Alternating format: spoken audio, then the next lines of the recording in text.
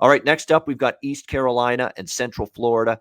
Central Florida, 10-point home favorites, 6.5 the total in this game. I did not get involved in the Central Florida Navy game over the weekend. I said, I want to see what this team looks like. I want to see what this offense looks like in the first game post the Dylan Gabriel injury. How's Mikey Keene going to play? And I'll say this right now. Didn't impress me much, Mikey No. Keene. I know they put up points in that game, but still, completion and efficiency, 16 of 26, 178 through the air. Did have 2 touchdowns, but 1 interception. What I noticed too about this game too is per play, Central Florida plus 0.7, but outgained by 80 yards, and that's now 2 weeks in a row that this Central Florida team has been outgained, and definitely a bump in the road here for Gus Malzahn. After the big win against Boise State, it's really been a little bit of a speed bump the last 2 weeks, losing back-to-back games to Navy and Louisville the last couple of weeks. And what's disheartening too? About the game against Navy, facing the triple option there under Coach Ken Niumatalolo. They had a bye week going into that Navy game, Central Florida.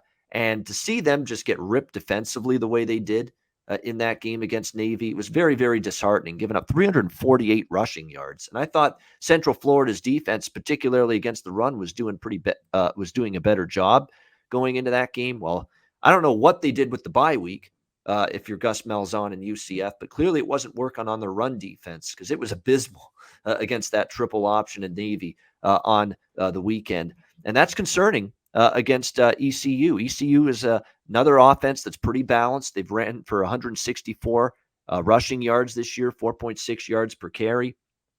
Through the air, Holton Ahlers has been very good. And I'm very, very angry with East Carolina that I bought into them against App State. And now all of a sudden, 2 of their last 3 games against Marshall and Tulane, they've won outright as underdogs, beating Marshall, beating Tulane. And I was just too early predicting East Carolina's improvement. I thought it would be immediately against App State. It didn't happen. They lost that game and didn't cover.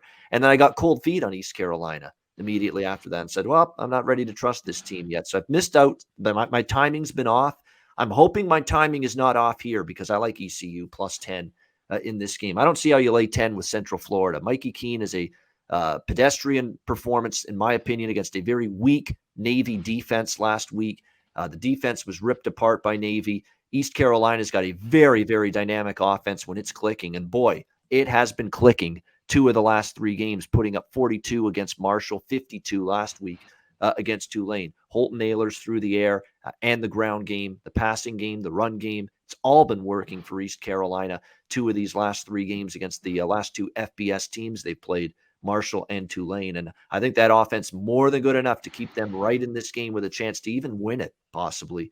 I'm worried about the trajectory of UCF without Dylan Gabriel as well. I mean, you're supposed to rise up as a team. First game without your quarterback. They didn't do that. You lose outright as double-digit favorites against a weak Navy team. That's a bad sign. I like the dog here. What do you think, Conor, Mac?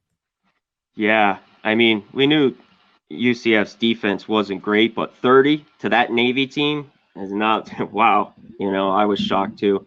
Of course, UCF always plays better at home, but no Dylan Gabriel. I just don't know why you want to lay the points here, in this spot. You talked about it. I didn't take it.